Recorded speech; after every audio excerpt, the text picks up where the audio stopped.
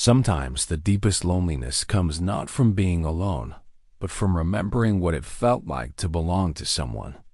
For 7 long years, that's exactly how Elam Clay had lived in his mountain cabin in the winter of 1884. This weathered man found a collapsed woman in the snow beside her burned wagon. Ada June had lost everything, her home, her hope. Elam had lost his son to war and his wife to fever. 2 broken people in the Colorado wilderness with nothing left but the clothes on their backs. When he helped her to her feet, Elam spoke the simplest truth he knew. You're homeless and I'm childless. What started as survival slowly became something more. But when Ada's troubled past caught up with them, would their fragile new beginning survive? Before we jump back in, tell us where you're tuning in from, and if this story touches you, make sure you're subscribed, because tomorrow I've saved something extra special for you.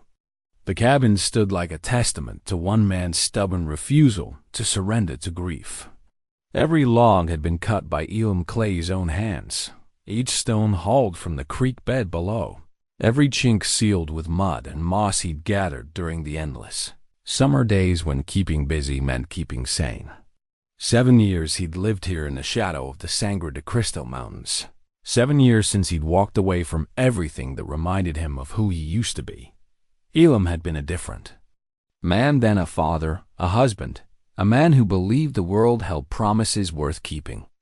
That was before the telegram arrived with news of his boy Jacob's death at Gettysburg, before the fever took his Mary just 6 months later, leaving him with nothing but silence and the bitter understanding that love was just another way for life to break a man's heart. The morning routine never changed. He rose before dawn, fed the fire that he never let die completely, and stepped outside to read the sky. Today the clouds hung low and heavy, pregnant with the kind of snow that could trap a man for weeks.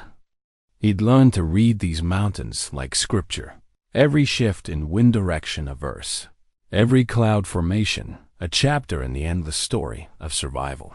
His breath made small puffs in the frigid air as he checked the snares he'd set along the game trails. 3 rabbits hung frozen in the wire loops, enough meat for several days if he was careful. Waste was a luxury he couldn't afford.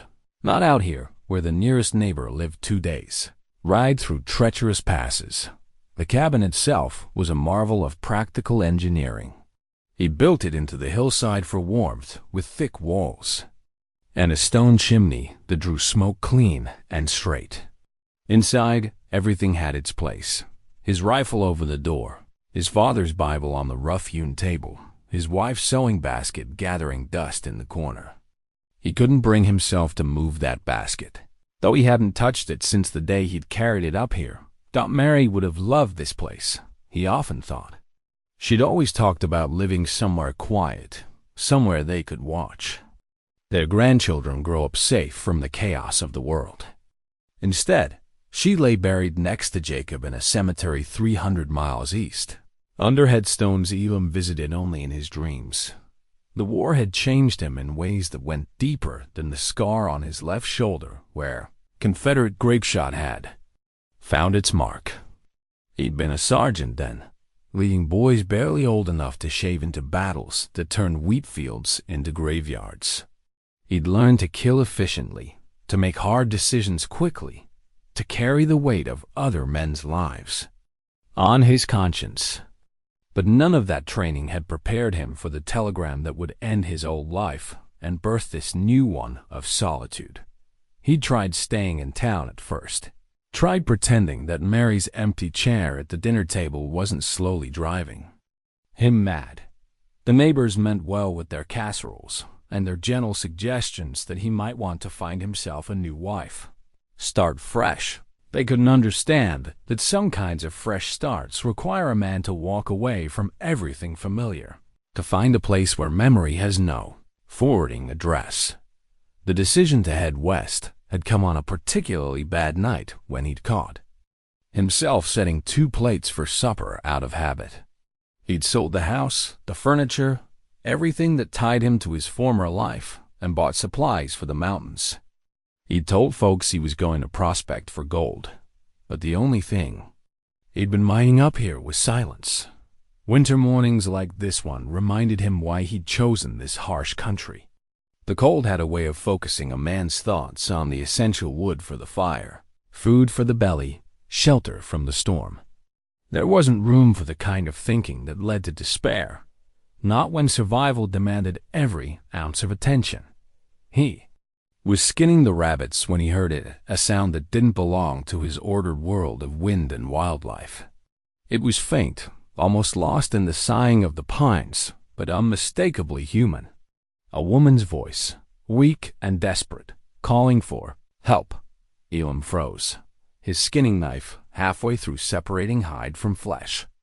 In 7 years, no human voice had disturbed the quiet of his mountain sanctuary. He'd chosen this place specifically for its remoteness, its promise of solitude unbroken. Yet there was again that thin cry carried on the morning air like a prayer no one expected to be answered. He cleaned his hands quickly and reached for his coat. The voice seemed to come from the direction of the old wagon trail, the treacherous path that wound through the canyon below. Few people attempted that route anymore, especially not in winter. It was a fool's journey, fraught with rock slides and creek crossings that could turn deadly without warning. The trail down from his cabin switched back through stands of aspen and pine, the snow crunching under his boots in the peculiar way it did when the temperature hovered just below freezing. As he descended, the voice became clearer, more desperate. Someone was in serious trouble. He found her beside the smoldering remains of what had once been a covered wagon.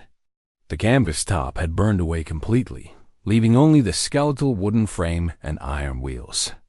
Scattered around the wreckage were the charred remains of a life reduced to ash-broken dishes, burned clothing, the twisted metal of cooking pots. But it was the woman herself that stopped him cold. She sat huddled against one of the wagon wheels, clutching something to her chest with hands so cold they'd turned blue. Her dress was torn and soot-stained, her hair hanging loose around a face that bore the unmistakable marks of exhaustion and despair. She couldn't have been more than 30, though hardship had etched lines around her eyes that spoke of trials beyond her years. "Please," she whispered when she saw him, her voice barely more than a rasp. "Please, I don't have anywhere else to go." Elam had spent 7 years avoiding exactly this kind of complication. He'd built his entire life around the principle that other people brought pain, that solitude was the only reliable protection against loss. Every instinct told him to offer what help he could and then send her on her way, back to whatever town she'd come from, back to the world of human entanglements he'd worked so hard to escape. But as he looked down at her, this broken woman clutching what he now saw was a worn Bible, her lips moving in what might have been prayer or might have been delirium. He recognized something in her eyes that cut through all his careful defenses. It was the same look he'd seen in his own mirror every morning for 7 years. The look of someone who'd lost everything that mattered. What happened here? He asked, though the evidence was plain enough. The wagon had caught fire, probably from an overturned lantern or a spark from an unbanked cooking fire. In this dry country, flames could consume everything a person owned in a matter of minutes. "My husband?" she began, then stopped, her voice catching. "My husband died 3 months ago. Fever. I couldn't pay the bank, so they took the farm. Everything. I was trying to get to Denver. Thought maybe I could find work there, start over. But the wagon caught fire in the night. I lost everything again." She looked up at him with eyes that held no tears left to shed. "I don't even know your name, mister, but I'm begging you. I've got nowhere left to run." Elam studied her face, noting the determined set of her jaw beneath the exhaustion, the way she held herself straight despite the cold and hunger and hopelessness. This wasn't a woman accustomed to begging. This was someone who'd been pushed past the point where pride mattered, someone who'd discovered that survival trumped dignity every time. He thought of his warm cabin, his solitary routines, the peaceful isolation he'd cultivated so carefully. He thought of Mary, of how she'd never turned away a soul in need, of how she'd scold him from the grave if he walked away from this woman now. He thought of his son Jacob, barely 19, when he died in service to strangers who needed help.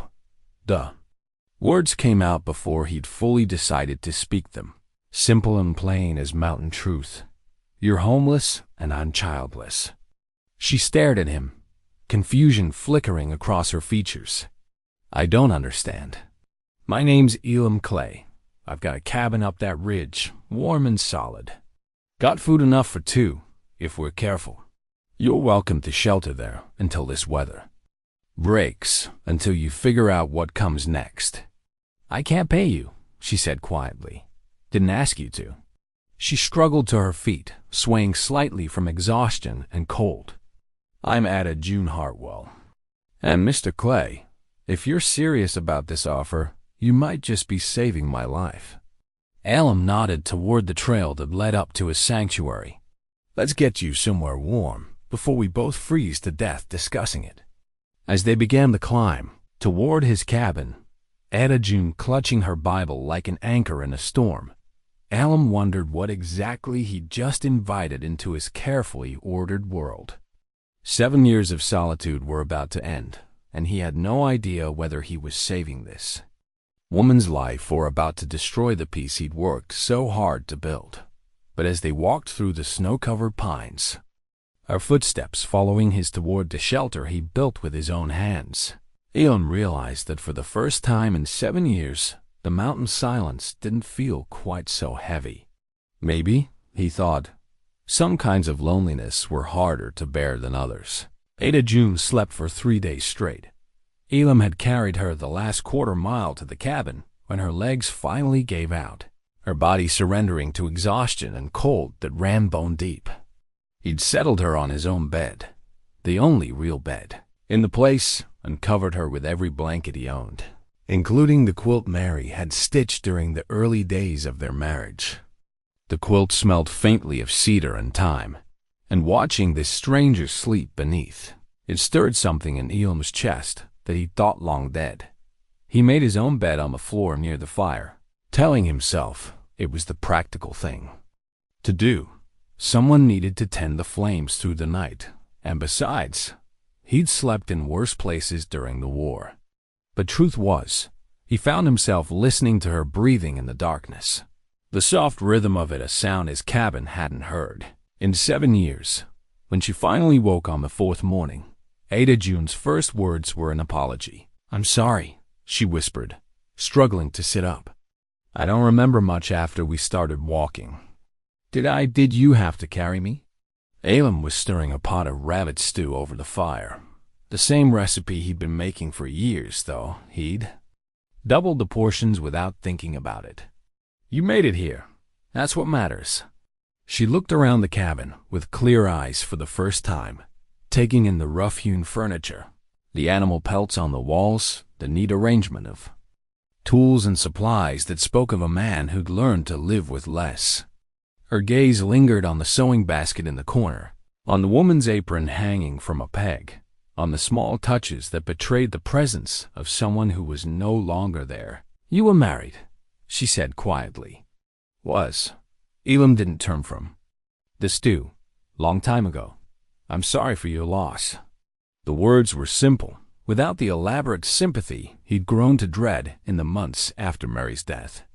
Ada June spoke them like someone who understood that grief was a private country, one that couldn't be visited by outsiders no matter how well-meaning they might be. "Your husband," Elam said. "What was his name?" Thomas Hartwell." Her voice caught slightly on the name. "He was a good man. Worked hard, treated me gentle. We had a little farm outside Colorado Springs. Nothing fancy, but it was ours. Or we thought it was." She pulled a wedding ring from her finger, turning it over in her palm. The gold was worn thin from years of wear, catching the firelight like a small sun. Tom got sick in August. Started with a cough, then the fever came. Doctor said there wasn't nothing to be done but wait and pray. Tom lasted 6 weeks. Elam ladled stew into 2 bowls, handed her one. Bank took the farm? Soon as the funeral was over, her laugh held no humor. Turned out Tom had borrowed against the place to buy seed the spring before. Crop failure that summer meant we couldn't pay it back. I thought I had until spring to figure something out, but the banker had other ideas. She ate slowly, as if her stomach had forgotten how to handle solid food. I sold everything I could: furniture, livestock, even my grandmother's china. Bought that wagon and a mule, thought maybe I could make it to Denver. Find work as a seamstress or a cook, something to keep body and soul together. What happened to the mule? Ada June's face crumpled briefly. Ran off when the fire started.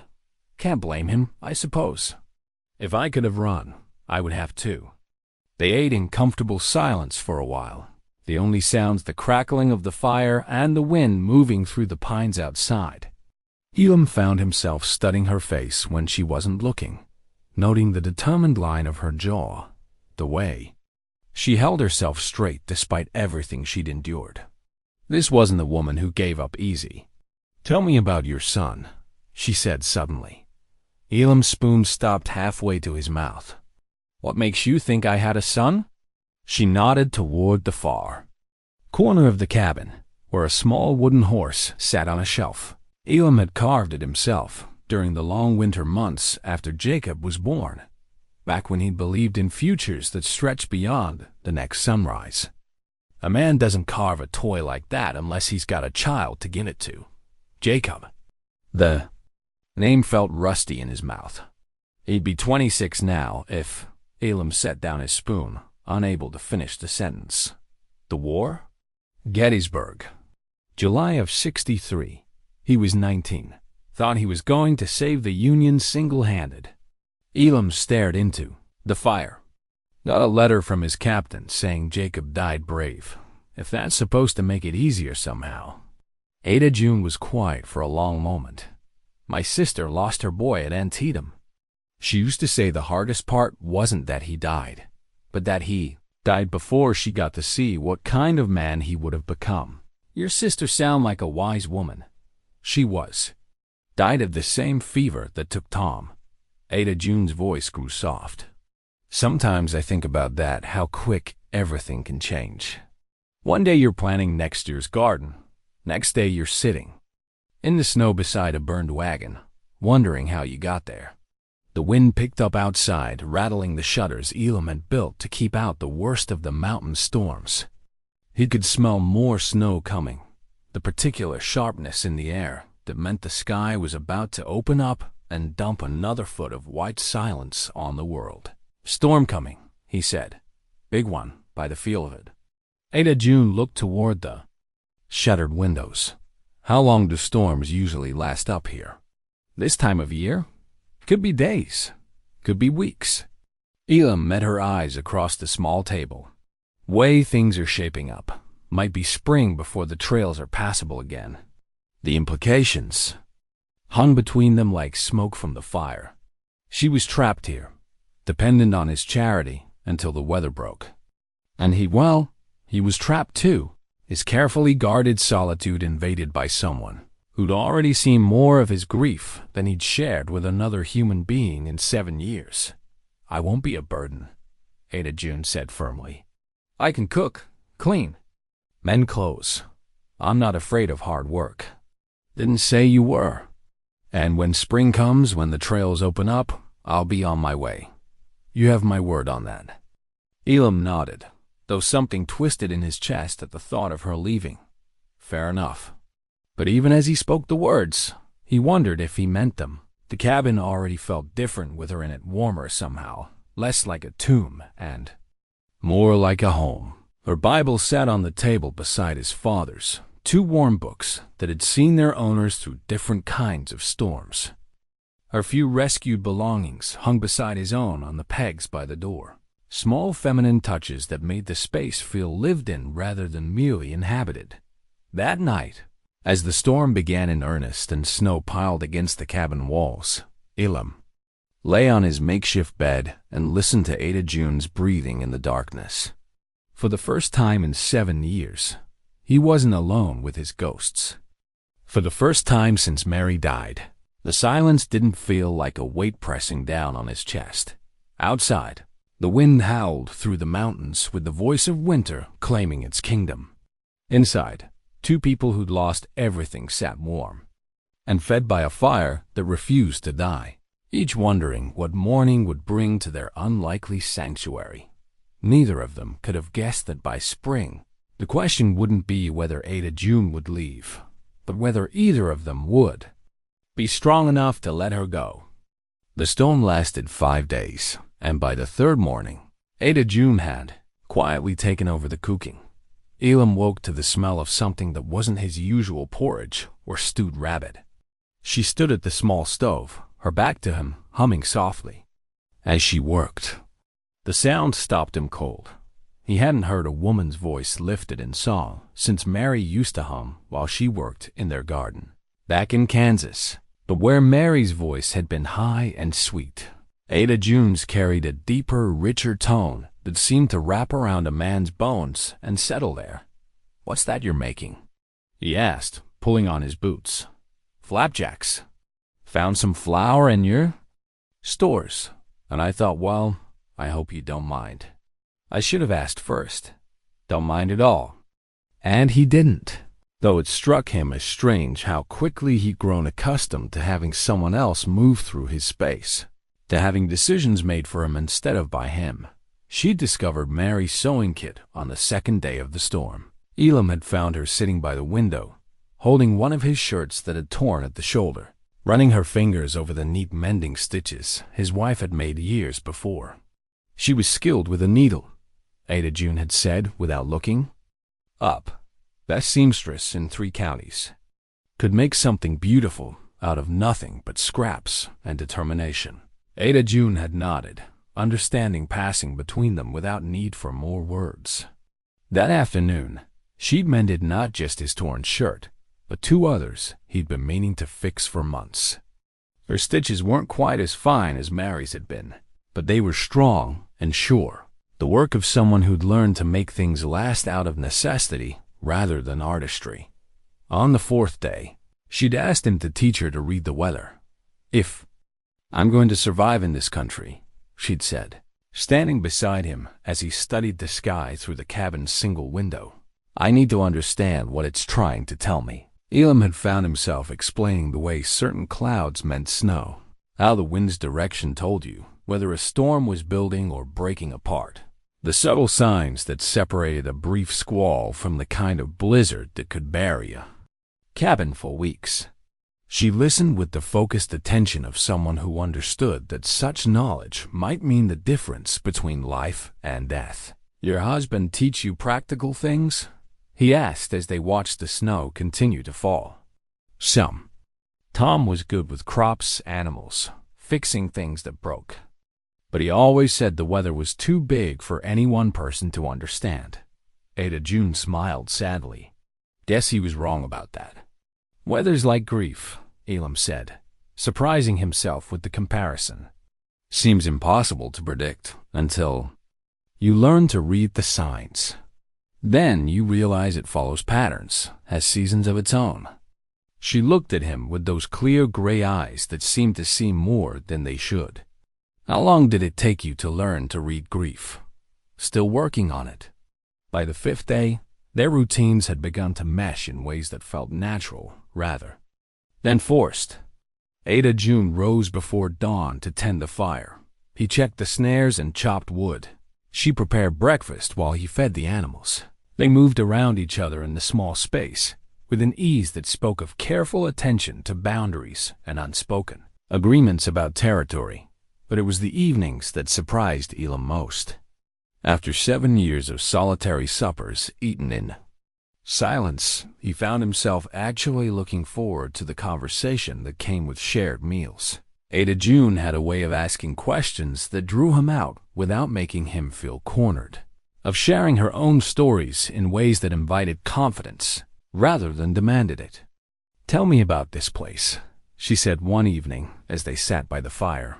her hands busy with some mending while he whittled away at a piece of pine. "How do you come to choose this particular mountain?" "Followed a game trail up from the valley, kept climbing until I found a spot that felt right. Good water, timber for building, sheltered from the worst winds." He paused, considering. "Truth is, I was looking for somewhere I could disappear. Did you find it?" Elam glanced at her, noting the way the firelight played across her face, softening. The lines that worry and loss had etched there. "Seemed like it, until 5 days ago." She smiled at that, the first genuine smile he'd seen from her since that morning by the burned wagon. Sometimes the best hiding places are the ones other people find. That's supposed to be some kind of wisdom? Just something my grandmother used to say. She claimed that running away only worked if you eventually found something worth running.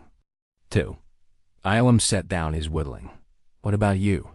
You running to something, or just away?" Ada June was quiet for a long moment, her needle moving in steady rhythm through a tear in one of his work shirts. "Both, I suppose. After Tom died, after we lost the farm, I couldn't see past the losing. Thought if I could just get far enough, away from all the reminders, maybe I could start over, become someone new. How's that working out for you?" "Well, I'm sitting in a cabin on a mountain I never knew existed a week ago, talking to a man whose name I didn't know until he pulled me out of the snow. I'd say the universe has a sense of humor about such things. Universe or God?" She held up the Bible she'd clutched through her ordeal, still trying to figure out the difference. That night, after Ada June had settled into the bed that had somehow become hers without either of them discussing the transition, Elam lay on his bedroll near the fire and marveled at how different the cabin felt. Not just because of her presence, but because of the way she moved through it with respect for the space he'd created, but without the hesitation of someone who felt like an intruder. She'd hung her few dresses on pegs beside his coats, arranged her hairbrush and small mirror on the shelf next to his shaving gear, placed her warm boots by the door next to his larger ones. Small changes, but they transformed the cabin from a hermit's retreat into something that felt almost like a home. The thought should have alarmed him. For 7 years, he'd guarded his solitude like a sacred thing, convinced that peace could only be found in isolation.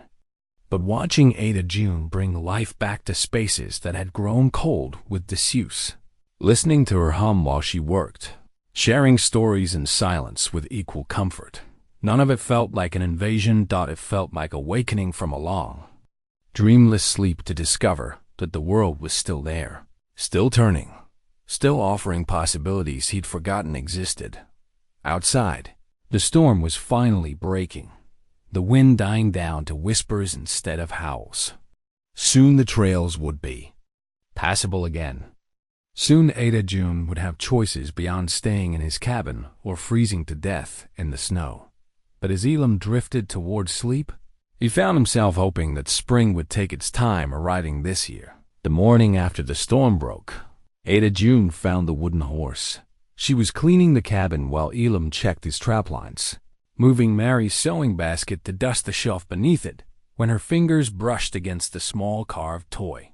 She lifted it carefully, turning it over in her hands with the reverence reserved for sacred things. When Elam returned with 2 rabbits and a grouse, he found her sitting at the table, the horse cradled in her palms like a wounded bird. "Jacob's?" she asked without looking up. "Made it the winter he was born. Took me 3 months to get the proportions right." Elam hung his coat on its peg, noting how her presence there felt as natural as sunrise. "Mary used to say I spent more time on that horse than some men spend building their houses. It's beautiful work. The mane, the way you carved the muscles in the legs, you can almost see it breathing." Elam had forgotten that, how lifelike the little horse had seemed when he'd first finished it. Jacob had carried it everywhere as a toddler, made it gallop across tabletops and windowsills, created elaborate adventures where the wooden stallion saved entire imaginary kingdoms. The toy had been packed away after Jacob left for the war. Too painful a reminder of innocence lost. He loved horses, Elam said, settling into his chair across from her. Always said he was going to have a ranch someday, raise the finest horses. In Kansas, talked about it right up until he enlisted. How old was he when you made this? Just turned 2. It was our second winter on the farm. Brutal cold that year. Mary was carrying again. We lost that baby in the spring, and Jacob was getting into everything, driving her to distraction. So I started whittling, something to keep my hands busy during the long evenings. Ada June set the horse gently on the table between them. Tom and I, we tried for children. 3 years of marriage, and nothing took. The doctor in town said sometimes it just wasn't meant to be. But I always wondered if maybe God was trying to tell us something. Like what? That maybe we weren't ready. Or maybe the world was too hard a place to bring innocence into. She touched her wedding ring, still on her finger despite everything. After Tom died, I was almost grateful we never had children. At least I didn't have to explain to some little one why their papa wasn't coming home. Children got their own way of understanding loss, Elam said. Jacob was 5 when my father died. Didn't cry at the funeral, didn't ask many questions. But for months after, he'd set a place at the table for Grandpa, like he was expecting him to walk through the door any minute. Did you tell him to stop? Mary wanted to. Said it wasn't healthy, holding on to what was gone. But I figured the boy would work it out in his own time. Elam smiled at the memory. One morning, maybe 4 months later, Jacob just stopped setting. That extra place. Never said why. Never made a big announcement about it. He just made his peace with Grandpa being gone. Wish it was that simple for grown folks. Maybe it is. Maybe we just make it harder than it needs to be. They prepared. The rabbits together. Ada June proving surprisingly skilled with a skinning knife. Her movements were efficient, economical. The work of someone who'd learned not to waste any part of what Providence provided. Tom taught me, she said, noticing his approval. Said a farm wife needed to know how to dress game. Times when store-bought meat wasn't practical. He was right. Most women I knew growing up could skin a rabbit faster than their husbands could catch one. Including your Mary? Elam paused in his work. Mary was city-raised, Philadelphia-born and bred. Came west when her father decided to try farming. She never quite got comfortable with the killing part of country life, though she did what needed doing. How do you meet her? Church social. She was 18, new to Kansas, prettiest thing I'd ever seen. I was 22. Thought I was God's gift to womankind. Elam's hands continued their work, muscle memory taking over while his mind wandered back across the years. Took me 6 months to work up the nerve to ask her to take a walk with me. What? Finally convinced you to try? My mother. She got tired of watching me moon around like a lovesick calf. Told me straight out that if I didn't speak up soon, some other fellow was going to beat me to it. Ada June laughed, the sound bright and warm in the small cabin. Your mother sounds like a practical woman. She was that. Used to say there were 2 kinds of men in the world. Those who acted on their feelings, and those who died wondering what might have been. Which kind was your Tom? The question came out before Elam had thought it through, and he saw Ada June's hands still on the rabbit she was preparing. For a moment, he thought he'd overstepped, pushed too hard into territory that was still tender.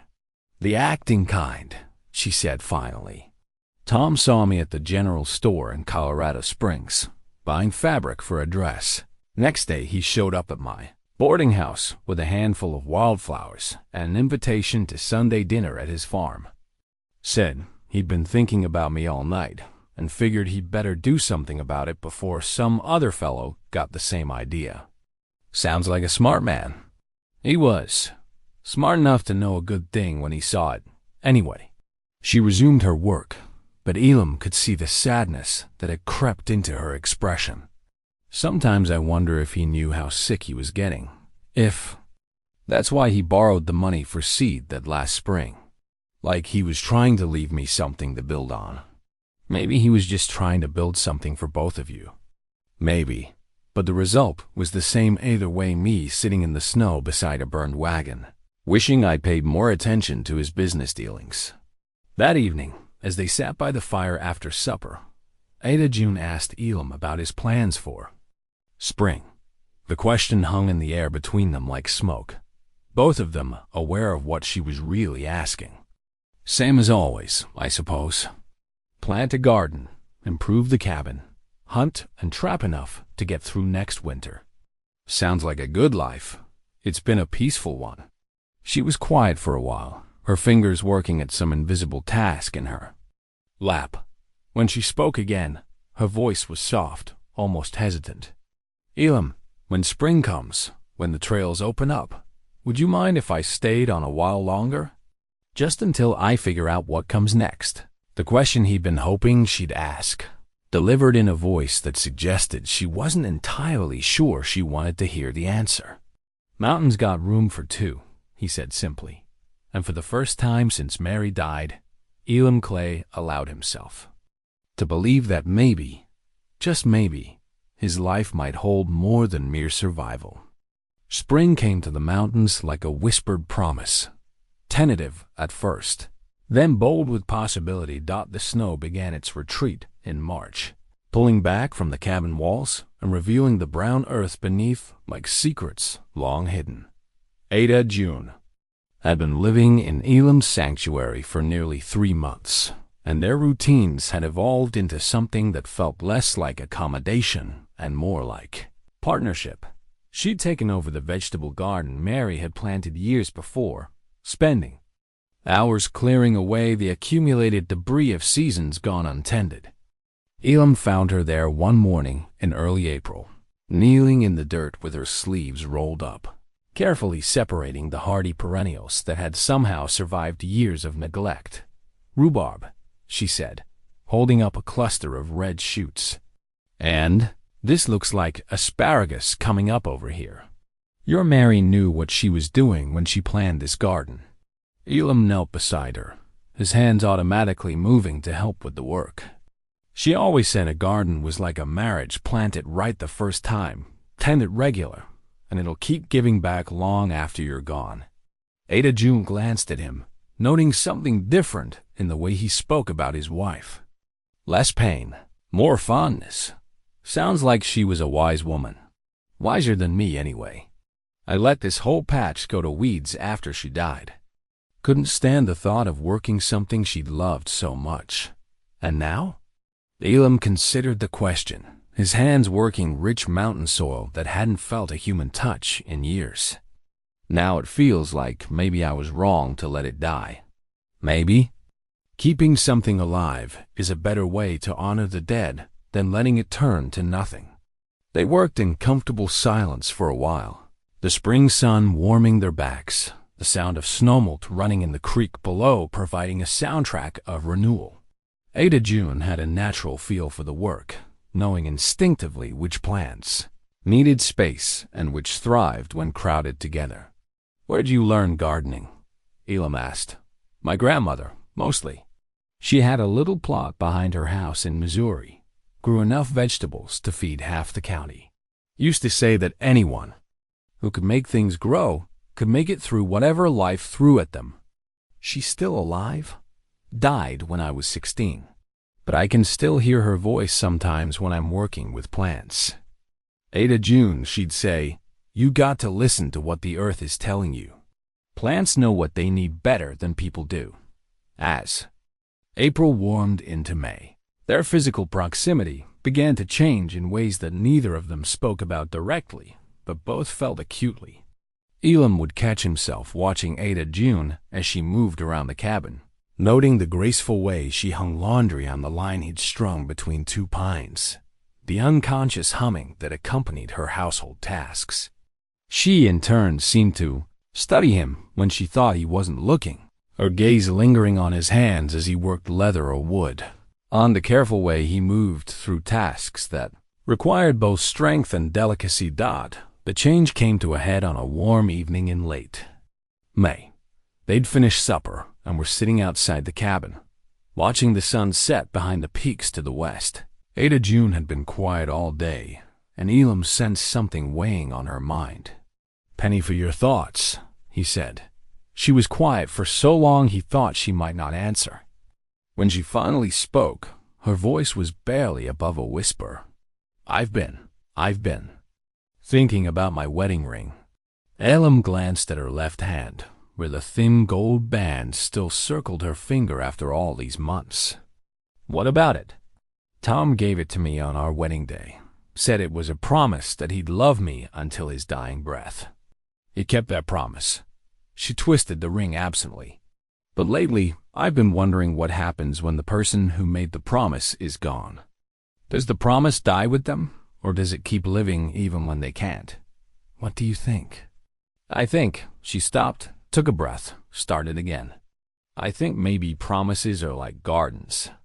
They can keep growing even after the person who planted them is gone, but only if someone tends them. And if nobody does, then they turn into something that hurts instead of something that heals." Elam understood then what she was really talking about. Not just Tom's ring, but the careful distance they'd both been maintaining. The unspoken acknowledgement that something was growing between them, despite their best efforts to keep it contained. "Ada June," he said carefully, "are you asking me something?" She turned to face him fully, her gray eyes reflecting the last light of the setting sun. "I'm asking myself something, I guess. Whether it's possible to honor the dead while still living for something new." The moment stretched between them, full of possibility and danger in equal measure. Elam had spent 7 years convinced that love was a luxury he couldn't afford, that caring for someone meant opening himself up to the kind of loss that could break a man beyond repair. But looking at Ada June now, seeing the courage it had taken for her to voice what they'd both been feeling, he wondered if maybe he'd been wrong about that too. "I can't promise I won't disappoint you," he said finally. "Can't promise I know how to be what you need. I'm not asking for promises. I'm asking if you think it's worth trying to find out." Instead of answering with words, Elam reached out and took her hand. Her fingers were calloused from months of mountain living, strong and capable, but they trembled slightly in his. He brought her hand to his lips and kissed her knuckles, a gesture so gentle and reverent that tears sprang to her eyes. "Yes," he said against her skin, "I think it's worth trying." When he kissed her properly, there under the Colorado stars with the scent of pine and growing things all around them, it felt like the most natural thing in the world. Her lips were soft and warm, and she tasted like the wild strawberries they'd picked that afternoon. When they finally broke apart, both of them were breathing hard. "Elam," she whispered. "I know. I feel it too. What happens now?" He pulled her closer, marveling at how perfectly she fit against his side. "Now we take it one day at a time, figure it out as we go. And if we make mistakes, then we make them together." That night, Ada June slept in her own bed and Elam in his bedroll by the fire as they had for months. But something fundamental had shifted between them, a wall that had finally been acknowledged so it could begin to come down. Outside, the mountain spring continued its ancient work of renewal, and inside the cabin that had known only solitude. For 7 years, two people who had thought themselves finished with love began the careful, tentative work of discovering they might have been wrong. By June, the mountain trails had dried enough for travel, and Elam knew they needed supplies. The nearest settlement was Gunnison, a 2-day ride through treacherous canyon country that tested both horse and rider. Elam had made the journey twice.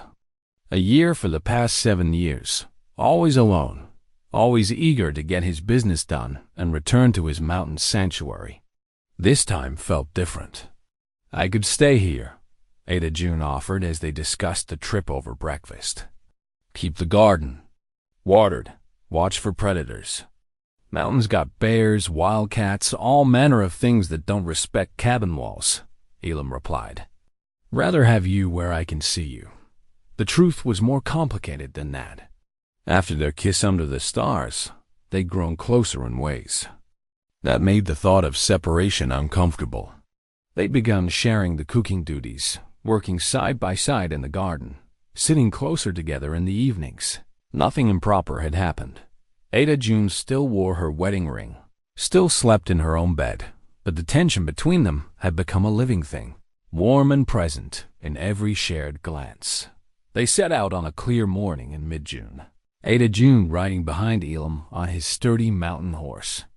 She'd fashioned a riding skirt from one of her dresses, practical but modest, and braided her hair back severely. Still, Elam was acutely aware of her arms around his waist, the way she pressed against his back when the trail got rough. "Tell me about this town," she said as they descended into the valley. "Not much to tell. Maybe 300 souls, most of them trying to scratch a living from mining or ranching. Got a general store, a saloon, a church that sees more use on Saturday nights than Sunday mornings. Friendly folks?" Elam considered the question. "Friendly enough, long as you don't give them reason to be otherwise. Mountain people tend to mind their own business. Figure you'll do the same." But as they rode into Gunnison's dusty main street that first afternoon, Elam realized he'd underestimated how much attention they'd attract. Word traveled fast in small towns, and by the time they'd tied their horse outside Patterson's general store, a small crowd had gathered to gawk at the hermit who'd come down from his mountain with a woman in tow. "That's Elam Clay," he heard someone whisper. "Lives up in the high country. Ain't seen him with female company before. Pretty little thing. Wonder where he found her." Ada June's grip on his arm tightened, and Elam felt her discomfort like a physical thing. He'd forgotten how exposed the outside world could make a person feel, how every action became subject to public scrutiny and speculation. Inside the store, the proprietor, a thin man named Patterson, who'd been running the establishment for 20 years, greeted them with barely concealed curiosity. "Mr. Clay, didn't expect to see you until fall. Needed supplies earlier this year." Elam handed over his list: flour, salt, coffee, ammunition, various household goods that couldn't be made or trapped in the mountains. Patterson's eyes kept drifting to Ada June, who stood quietly beside Elam, her hands folded in front of her, like a woman in church. "And you are?" "Ada June Hartwell," she said simply. "Hartwell." Patterson frowned, like he was trying to place the name. "You folks married?" The question hung in the air like smoke from a poorly tended fire. Elam felt Ada June stiffen beside him, saw the way her fingers unconsciously twisted her wedding ring. "We're traveling together," Elam said carefully. "I see." Patterson's tone suggested he saw quite a bit more than that. "Well, no judgment here. Mountain living makes folks do all sorts of things they might not do in civilized company." It was a mild rebuke, but it stung nonetheless. Elam had forgotten how quickly small-town morality could turn judgmental, how quickly sympathy could curdle into disapproval. They finished their business in silence, loaded their supplies onto the pack horse Elam had brought for that purpose. As they prepared to leave town, Ada June pulled him aside. "They think I'm your kept woman," she said quietly. "Does it matter what they think? It matters to me. And it should matter to you." Her gray eyes were troubled. "Elam, what are we doing? What is this thing between us?" He looked around the dusty street, at the faces peering at them from windows and doorways, at the weight of public opinion pressing down on them like a physical force. "I don't know. But I know I don't want to figure it out under the gaze of strangers." That night they camped beside a creek in the foothills, still a day's ride from home. Ada June was quiet as they made camp, her usual easy conversation replaced by thoughtful silence. After supper, as they sat beside their small fire, she finally voiced what had been troubling her all day. "Those people back there, They weren't entirely wrong, she said. I am living in your cabin, eating your food, sharing your life without any kind of proper arrangement. If Tom could see me now, Tom's dead, Elam said gently. Has been for near 8 months now. I know that. But his ring is still on my finger, and I'm still his wife in the eyes of God and man. Are you? The question startled her. What do you mean? I mean, when does a widow stop being a wife? When does honoring the dead become hiding from the living? Ada. June stared into the fire, its flames dancing across her face like shadows of memory. I don't know. I've never been a widow before. I have. Been a widower for 7 years, and I can tell you that grief has seasons, same as everything else. There's a time for mourning, and there's a time for moving forward. Question is, how do you know when one season ends and the other begins? How did you know? Elam was quiet for a long moment, remembering that morning months ago when he'd found her collapsed in the snow. I didn't until I met you. Then one day, I woke up and realized I was thinking more about tomorrow than yesterday. Realized that maybe Mary wouldn't want me to spend the rest of my life in that cabin, talking to ghosts. And you think Tom would want me to what? Fall in love with another man? I think Tom would want you to be happy. I think any man who truly loved his wife would want her to keep living after he was gone. Ada June pulled her wedding ring from her finger, held it up to catch the firelight. The gold was thin and worn, shaped by years of love and labor into something precious beyond its monetary value. I need time, she said finally. To think, to pray, to figure out what comes next. Time we've got. And if I decide I can't, if I decide that what we're feeling is wrong, then we'll figure that out too. She closed her fingers around the ring, held it against her heart. You're a good man, Elam Clay. I'm a man who's tired of being alone. Whether that makes me good or selfish, I honestly don't know. That night, they slept on opposite sides of their small campfire, the flames between them like a barrier neither was quite ready to cross. But when morning came and they continued their journey home, Ada June's wedding ring was in her pocket instead of on her finger dot. It was a small change, barely noticeable to anyone who didn't know to look for it. But to Elam, it felt like the first crack in a dam that had been holding back a flood. The wanted poster was tacked to a tree along the trail home, placed where any traveler would be sure to see it. Elam spotted it first, the crude black lettering on yellowed paper catching his eye as they rode through a stand of aspens. He pulled up short, his blood turning cold as he read the words that would change everything. Wanted for murder. Ada June Hartwell, $500 reward. Contact Sheriff Morrison, Colorado Springs or U.S. Marshal Service. Below the text was a rough sketch that, while not perfect, bore enough resemblance to the woman riding behind him to make identification certain.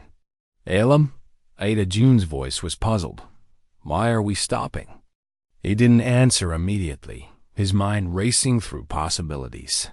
How long had the poster been here? Who had put it up? How many people traveling this trail had seen it and would remember the woman they'd passed riding double with the mountain? Hermit? Elam, what is it? He dismounted slowly, walked to the tree, and tore the poster down. Ada June slid from the horse behind him, and when she saw what he held in his hands, her face went white as mountain snow. Oh God, she whispered. Oh God, oh God. Ada June, you don't understand. Her voice was shaking, barely more than a whisper. You don't understand what I've done. Elam folded the poster, tucked it inside his coat. Then tell me. For a long moment, she couldn't speak, her hands pressed to her mouth as if to hold back words that might damn them both. When she finally found her voice, it came out broken, full of shame and terror. His name was Raymond Hartwell, Tom's younger brother. She sank down on a fallen log, her legs unable to support her. After Tom died, after the bank took the farm, Raymond came around. Said family ought to stick together. Said he'd take care of me. Take care of you how? The way a husband takes care of a wife. Her voice was bitter now, edged with old anger. Said Tom owed him money. Said the debt passed to me along with everything else. Said I could pay it back with work, or I could pay it back in other ways. Elam felt something cold and dangerous stir in his chest. He forced himself on you? Tried. 2. The night before I left for Denver, he came to the boarding house where I was staying. Drunk, talking about how I owed the Hartwell family, and it was time to settle accounts. Ada June's hands were shaking now, her whole body trembling with the memory. He cornered me in my room, started tearing at my dress, saying things awful. Things about what Tom would want him to do. What happened? I fought him, scratched his face, tried to get away. But he was stronger, and she stopped, took a shuddering breath. There was a poker by the fireplace. When he knocked me down, I grabbed it, hit him in the head as hard as I could. Was he dead? I thought so. Blood everywhere, and he wasn't moving.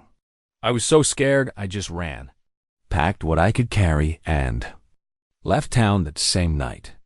Tears were streaming down her face now. I never meant to kill anyone, Elam. I just wanted him to stop. Elam knelt beside her, took her hands in his. They were ice cold, shaking like leaves in a storm. Ada June, look at me. I'm a murderer. That poster says so right there in black and white. That poster says you're wanted for murder. Doesn't make it true. What's the difference? The difference is that defending yourself from a man trying to rape you isn't murder. It's survival. The law might see it different. The law might, but I don't. Elam's voice was gentle but firm. You did what you had to do to protect yourself. No shame in that. Ada June pulled her hands free, wrapped her arms around herself like she was trying to hold her pieces together. You don't understand. If they catch me, they'll hang me. And if they find out you've been sheltering me, they won't catch you. You can't know that. Yes, I can.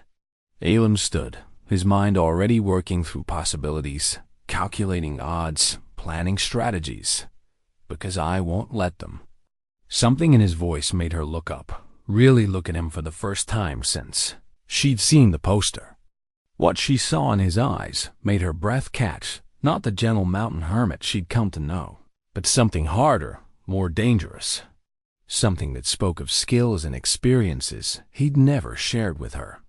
Elam, who are you really? He was quiet for a long moment, weighing how much truth to share, how much of his past to reveal. Finally, he reached inside his coat and pulled out a leather folder, worn smooth by years of handling. Inside were documents Ada June had never seen: military papers, commendations, letters bearing official seals. Sergeant Elam Clay, 1st Colorado Volunteers, he said quietly. Fought at Glorieta Pass, Valverde, half a dozen other battles you've probably never heard of. After the war, I worked for the Territorial Marshal Service for 5 years. Tracking men, bringing them in, sometimes having to kill them when they wouldn't come quiet. Ada June stared at the papers, trying to reconcile. The gentleman who'd carved toys for his son with the soldier and lawman described in the official documents. You were a marshal? Was, until I got tired of hunting men and decided to disappear into these mountains. He tucked the papers away, but I remember the skills. Remember how to read sign, how to think like a hunted man, how to stay invisible when staying invisible means staying alive. Why didn't you tell me? Same reason you didn't tell me about Raymond Hartwell, I suppose. Some parts of our past are easier to bury than explain. A new fear crept into Ada June's eyes. The poster, if someone's put up one here, there'll be others. In Gunnison, maybe other towns. People will remember seeing us together. Maybe. But bounty hunters think like bounty hunters. They'll expect you to head for big cities, places where a woman alone might disappear. They won't think to look for you in a cabin on a mountain that's not on any map. unless someone tells them where to look. Then we make sure no one has reason to tell them. Ada June stood slowly, her legs still unsteady. Elam, I can't ask you to do this. Can't ask you to risk your life for someone who what? Someone who defended herself from a rapist? Someone who's brought more life to my cabin in 6 months than it's seen in 7 years. He stepped closer, his hands gentle on her shoulders. Ada June, I was dead before you came to my mountain. Oh, I was breathing, eating, going through the motions, but I wasn't living. You changed that. You made me remember what it felt like to care about something besides just getting through another day. And if they catch us, if they hang us both, then we'll face it together. But I'll be damned if I let them take you without a fight. She searched his face, looking for doubt, for fear, for any sign that he didn't understand the magnitude of what he was offering. What she saw instead was determination, steady and implacable as the mountains themselves. You're really willing to do this? To throw away your peaceful life for a woman who's brought nothing but trouble to your door? Peaceful? Elam almost smiled. Ada June, before you came along, I wasn't living peacefully. I was just dying slowly. There's a difference. That night, as they camped in a hidden canyon still miles from home, Elam began teaching Ada June things she'd never thought she'd need to know. How to move through forest without leaving sign. How to read the country for places of concealment. How to handle a rifle with deadly accuracy. If they come for you, he said, as he adjusted her grip on his Winchester, they'll come expecting to find a frightened widow hiding in the wilderness. Instead, they'll find 2 people who know this country better than they do, who've got every advantage of terrain and preparation. And if that's not enough... Elam's smile was grim, touched with something that reminded Ada June that this gentleman had once been a soldier, a lawman, someone accustomed to violence when violence was necessary. Then, they'll learn that some mountains are more dangerous than they look. They had 2 days to prepare before the bounty hunters found them. Elam knew they were coming before he saw them. The forest had gone too quiet, the way it did when dangerous men moved through country that belonged to gentler creatures.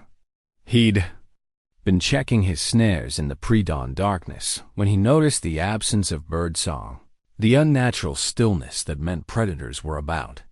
He made his way back to the cabin carefully, staying in the shadows, using every skill he'd learned. In 20 years of hunting and being hunted, Ada June was awake when he slipped through the door, her rifle across her knees as she sat by the cold fireplace. How many? She asked without looking up. 3, maybe 4. Moving up the main trail, trying to be quiet about it but making enough noise to spook every deer between here and Gunnison. Elam moved to his hidden cache, the one he'd never told her about until yesterday. From it, he retrieved weapons he hadn't touched in years, a military-issue Colt revolver, a knife designed for killing rather than skinning game, boxes of ammunition that could put holes through men as easily as targets.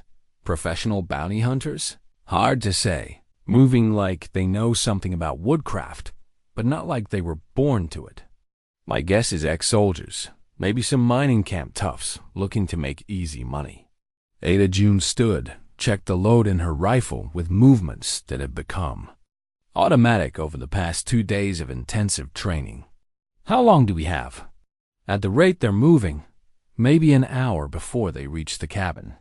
Elam strapped on his gun belt, the familiar weight of it settling around his hips like an old friend returning from a long journey. Time enough to get into position. They'd spent those 2 days turning the cabin and its surroundings into a fortress. Elam had used his knowledge of military tactics to create fields of fire, places of concealment, fallback positions that would allow them to control any engagement on their terms. The cheerful home where they'd shared meals and quiet conversations had been transformed into something harder, more dangerous. Remember what I taught you about the sight picture, Elam said as they moved into position. Breathe out halfway. Hold it, squeeze the trigger straight back. Don't jerk it. I remember. Ada June's voice was steady, though he could see the tension in the set of her shoulders. Elam, if something happens to me, nothing's going to happen to you. But if it does, promise me you won't blame yourself. I brought this trouble to your door, not the other way around. Ada June, promise me. He looked at her, this woman, who'd come to him broken and afraid, who'd spent months learning to smile again in the safety of his mountain sanctuary. Now she was preparing to fight for her life with a courage that humbled him, willing to face death rather than surrender to men who would drag her back to hang for defending herself from rape. I promise, he said, though the words tasted like lies. They took their positions as the sun crested the eastern peaks, bathing the mountain meadow around the cabin in golden light that made everything look deceptively peaceful. Elam lay concealed behind a fallen log 50 yards from the cabin's front door, his rifle trained on the trail where the hunters would emerge from the tree line. Ada June was positioned in the cabin's loft, where a carefully cut loophole gave her a commanding view of the approach. The plan was simple: let them come close enough to talk. Try to resolve things without bloodshed if possible, but be ready for violence if diplomacy failed. Elam had no illusions about which way it would go. Men who posted $500 bounties on the heads of desperate women weren't inclined toward mercy. They came into view at 7:30, 4 men on horseback moving in a loose formation that spoke of some military experience. The leader was a big man with graying beard and hard eyes, the kind who'd learned early that intimidation could be more effective than persuasion. Behind him rode 3 younger men, all armed with rifles and wearing the casual confidence of those who'd never met serious resistance. "Clay," the leader called out when they reached the cabin's yard. "Elam Clay, we know you're in there, and we know you've got the woman with you." Elam let them wait, studying their positions, noting how they'd spread out to cover multiple angles of approach. Ex-cavalry, most likely, or at least men who'd served under someone who knew what he was about. "Name's Josiah Briggs," the leader continued. "I'm a duly appointed agent of the U.S. Marshal Service, and I'm here to collect Ada June Hartwell for the crime of murder in Colorado Springs. Send her out peaceful-like, and nobody needs to get hurt." "Let me see your credentials," Elam called back from his concealment. Briggs looked around, trying to pinpoint the source of the voice. "You Clay?" "I'm the man with the rifle pointed at your chest. Show me your papers, or turn around and ride back the way you came." "Don't work that way, Clay. Woman's a wanted murderer, and she's coming with us whether you like it or not. The woman you're talking about killed a man who was trying to rape her. Where I come from, that's called self-defense." One of the younger, Meneline fellow with a thin mustache laughed harshly. "That what she told you?" "Oh, Clay. Raymond Hartwell was her brother-in-law. Family dispute got out of hand, and she cracked his skull with a poker. That's murder, plain and simple." "Raymond Hartwell alive?" Briggs exchanged glances with his men. "What's that matter? If he's alive, then she didn't murder anyone. If he's dead, might be worth asking why he was in her room in the middle of the night." "Look, Clay, I don't give a damn about the details. Got a warrant, got a bounty, got 3 men with rifles backing my play. Math's pretty simple from where I sit." Elam could see Ada June in the cabin's loft window, her rifle steady as she covered the men below. She'd grown into the violence that circumstances demanded, but he could see the fear in her posture, the way she held herself too rigid, trying to control emotions that threatened to overwhelm her tactical thinking. "Tell you what, Briggs," Elam called out. "You and your boys ride out of here.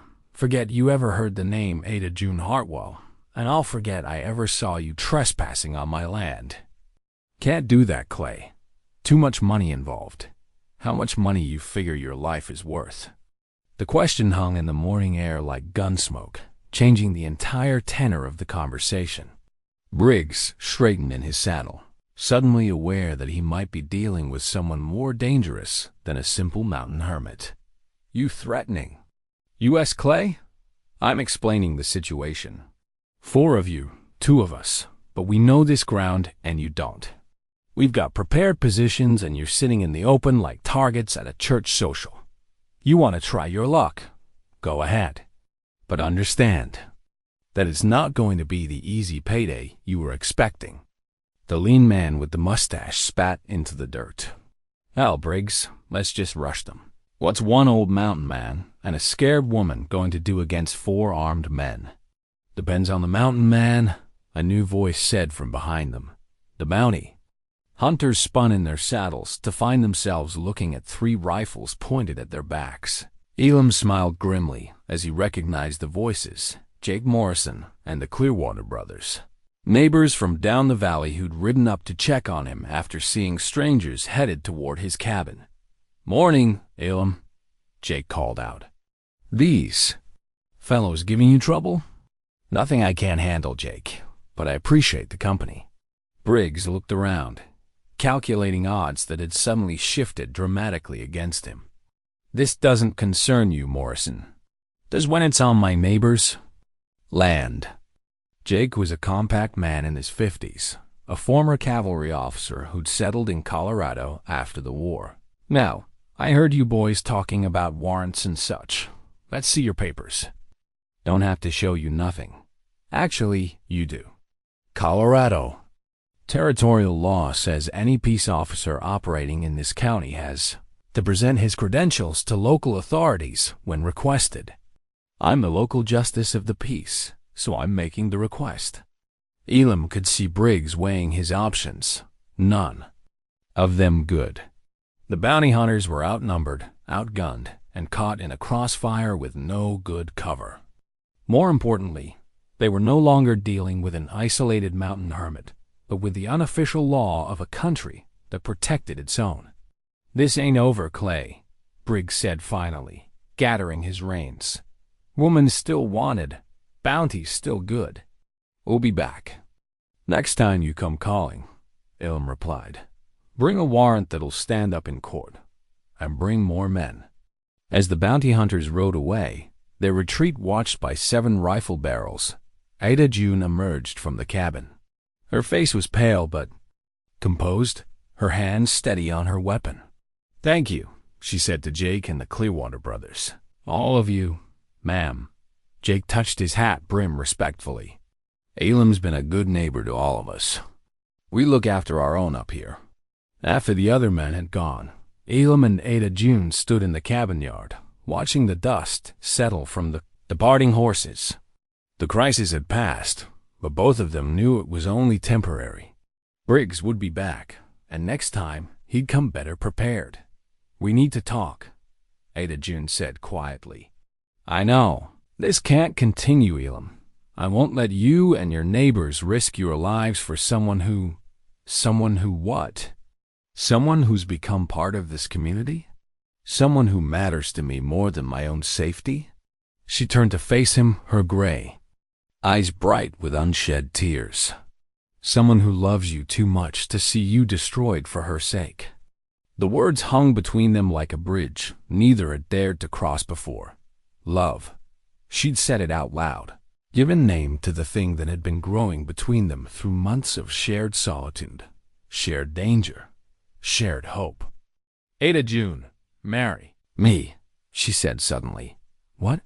"Marry me, today, right now." Her voice was urgent, desperate. "If we're going to face this together, if we're going to fight for whatever this is between us, then let's make it official. Let's give it a name that means something."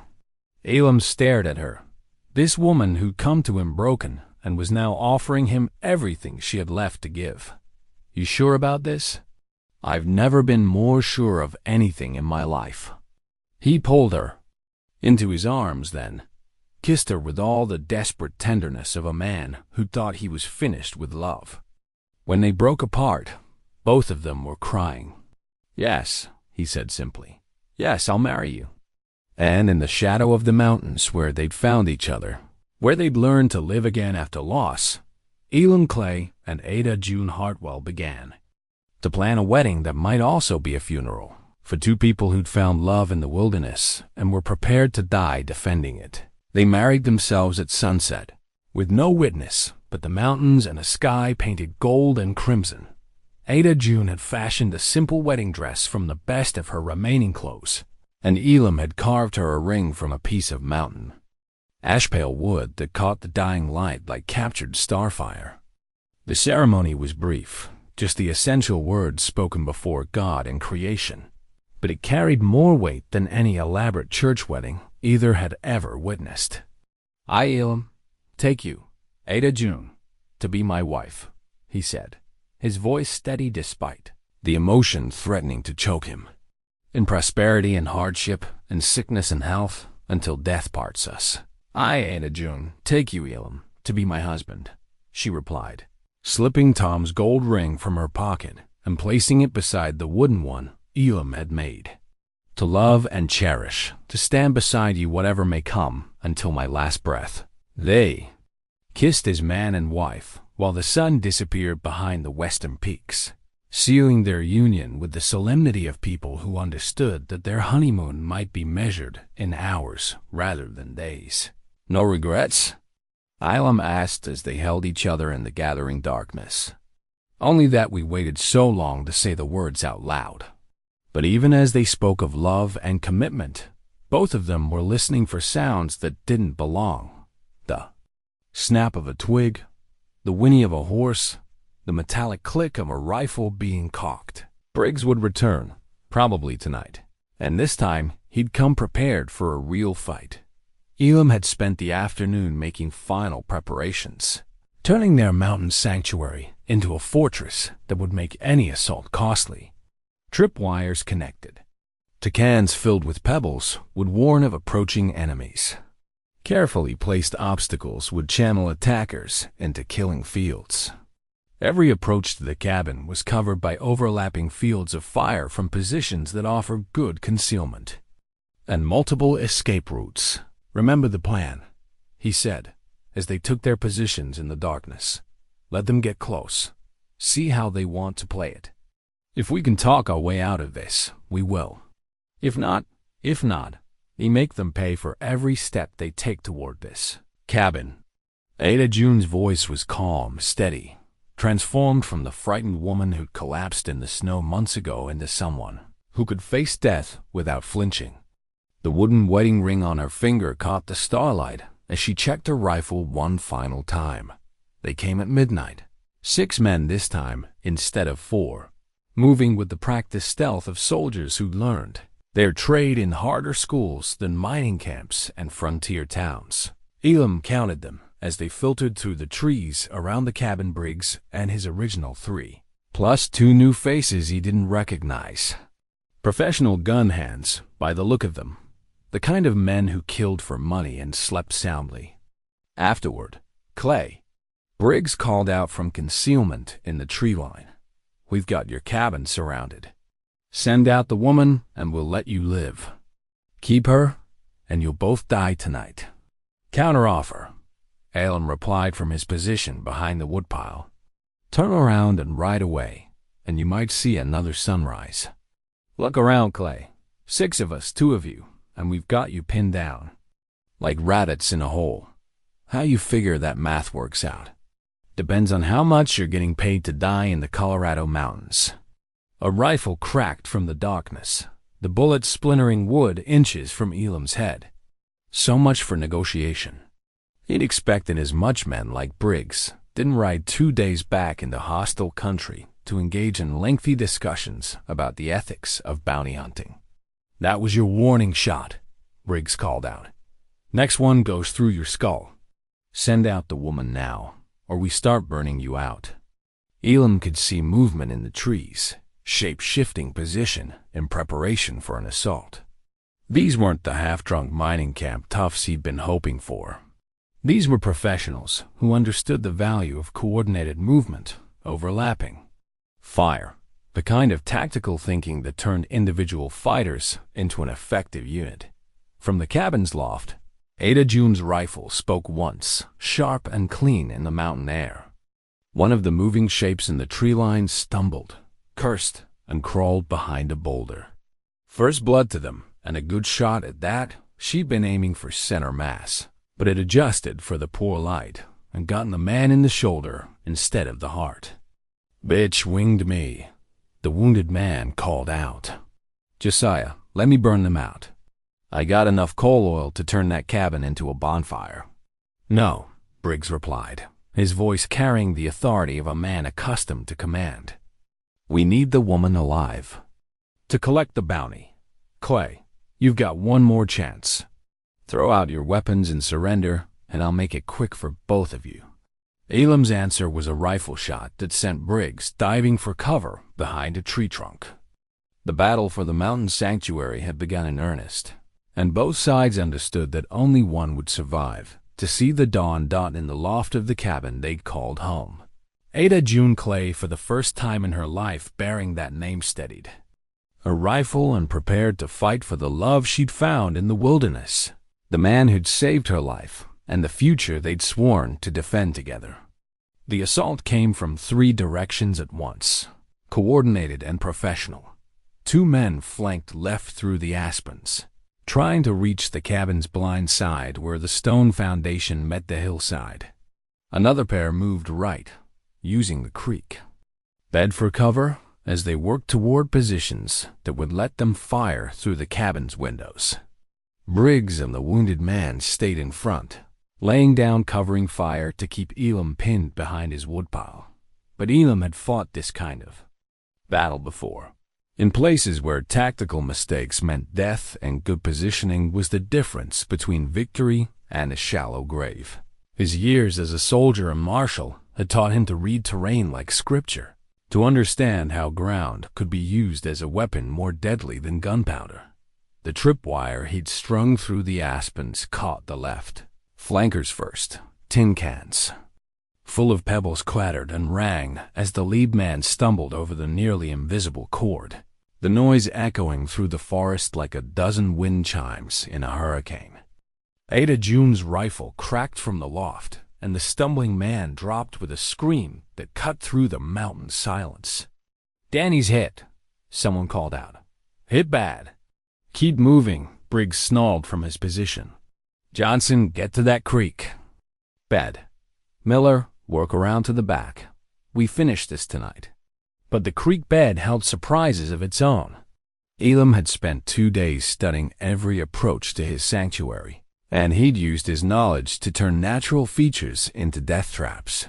The men moving through the stream found themselves channeled into a narrow passage between high banks, perfectly positioned for the crossfire Elam and Ada June had planned. His rifle spoke twice in rapid succession, the heavy .44 to 40 rounds, echoing like thunder between the canyon walls. One of the flankers spun and fell, clutching a shattered shoulder. The other dove for cover behind a fallen log, but the cover was illusory. Elam had chosen his shooting positions to eliminate dead ground, to ensure that any place an enemy might think himself safe was actually exposed to rifle fire from the cabin.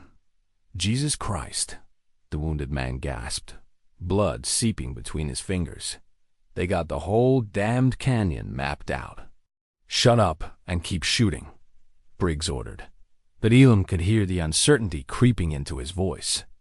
The bounty hunter was beginning to understand that he'd brought a mining camp brawl to a military engagement, that the quiet mountain man he'd expected to intimidate was something altogether more dangerous than the man trying to reach the cabins.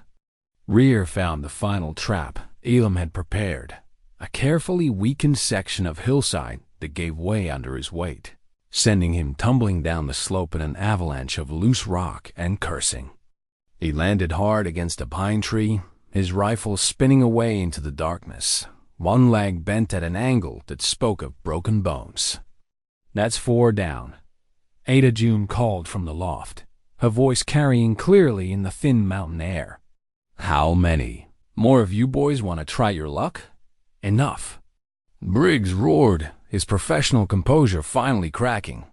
"Miller, Johnson, torch the cabin. Burn the bitch out." But Miller was crawling away through the forest, trailing blood and curses, while Johnson lay motionless in the creek bed where Elam's second shot had found its mark. Of the 6 men who'd come to collect the bounty on Ada June's head, only Briggs and the wounded man remained in any condition to fight. "Looks like it's just you and your friend now," Elam called out, his voice calm and conversational despite the violence of the past few minutes. "Might be time to reconsider your career choices. Go to hell, Clay. Maybe, but not tonight, and not by your hand." Briggs tried one last desperate gambit, rising from cover to charge the woodpile where Elam had taken position. It was the move of a man who'd run out of tactical options, who decided that dying in a futile assault was preferable to the humiliation of retreat. He made it halfway across the clearing before Ada June's rifle found him. The shot took him high in the chest, spinning him around and dropping him to his knees in the meadow grass. He tried to raise his weapon for one final shot, but his strength was failing, blood spreading across his shirt like spilled wine. "Should have taken the warning," Elam said, stepping out from behind his cover. "Should have ridden away when you had the chance." Briggs looked up at him, his eyes already glazing with approaching death. $500, he whispered. Was supposed to be easy money. Nothing about Ada June was ever going to be easy. The bounty hunter tried to speak again, but the words came out as blood. He toppled forward into the grass, his rifle falling silent beside him in the sudden quiet that followed. With gun smoke drifting through the mountain air like morning fog, Elam and Ada June found each other in the darkness.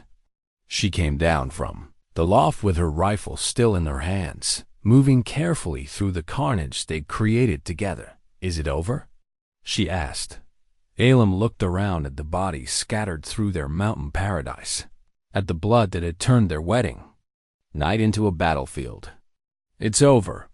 They held each other in the starlight, 2 people who'd fought for love and won, who'd defended their sanctuary against men who'd seen them as nothing more than prey to be hunted for profit.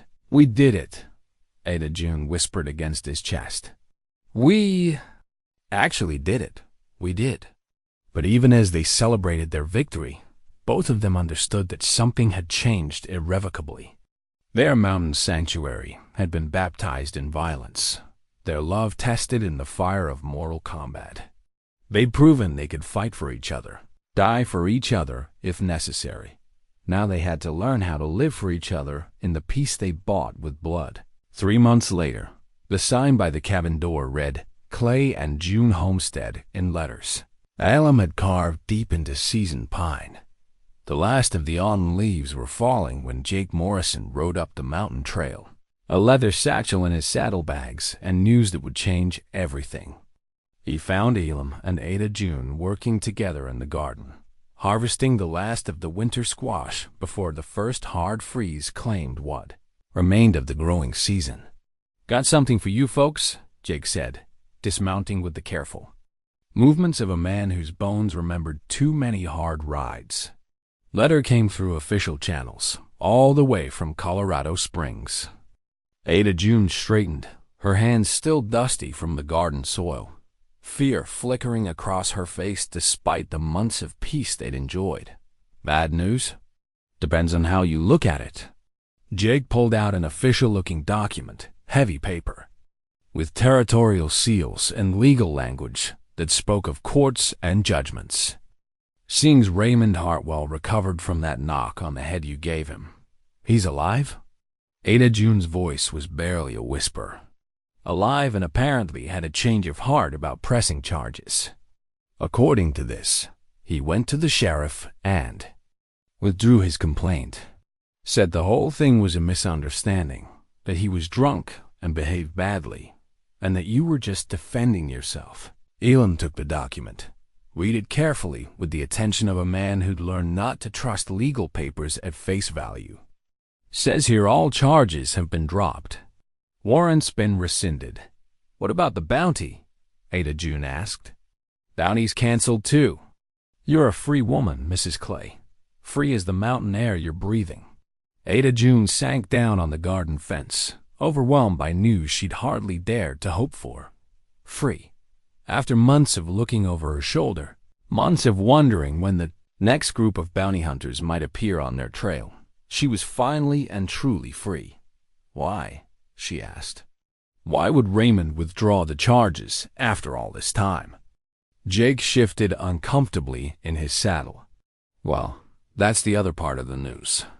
Seems word got around about what happened up here, about Briggs and his men.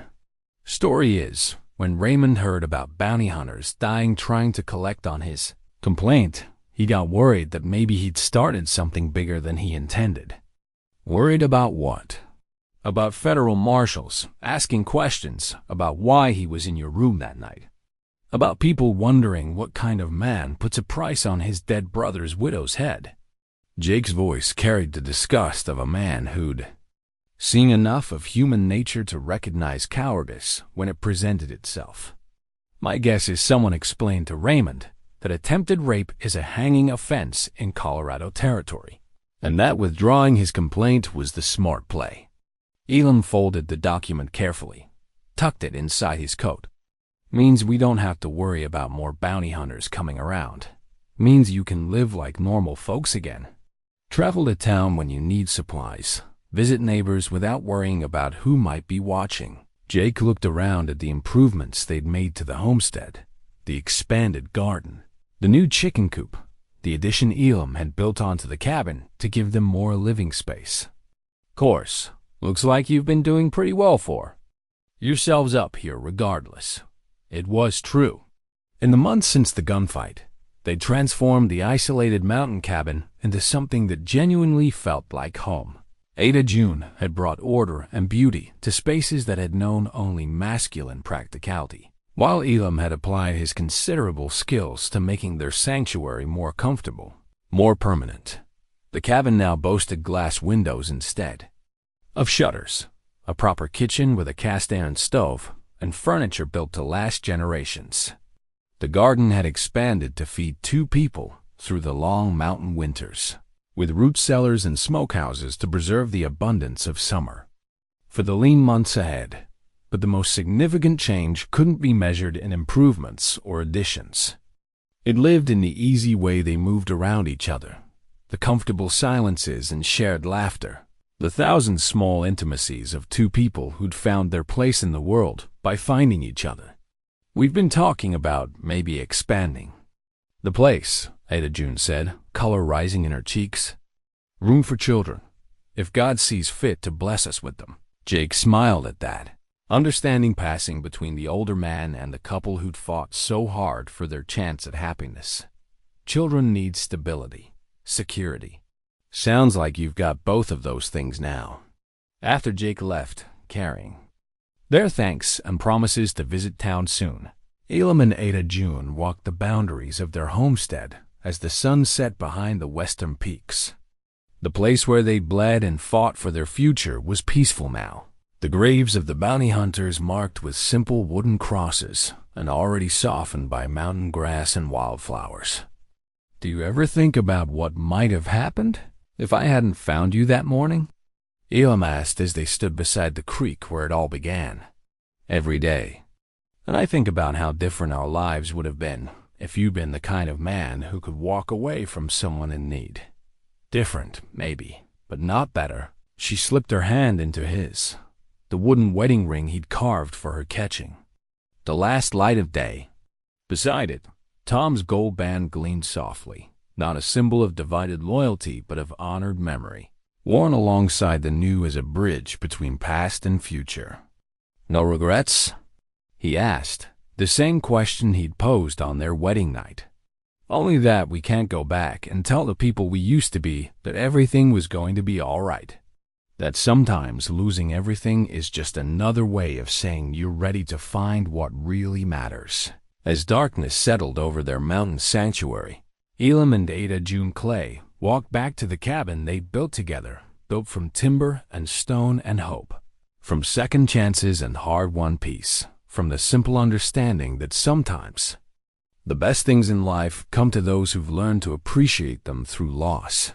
Inside, the The fire burned bright and warm, and tomorrow would bring new possibilities to people who'd learn that love, like mountain winters, was something you survived by holding tight to what mattered most. They were home.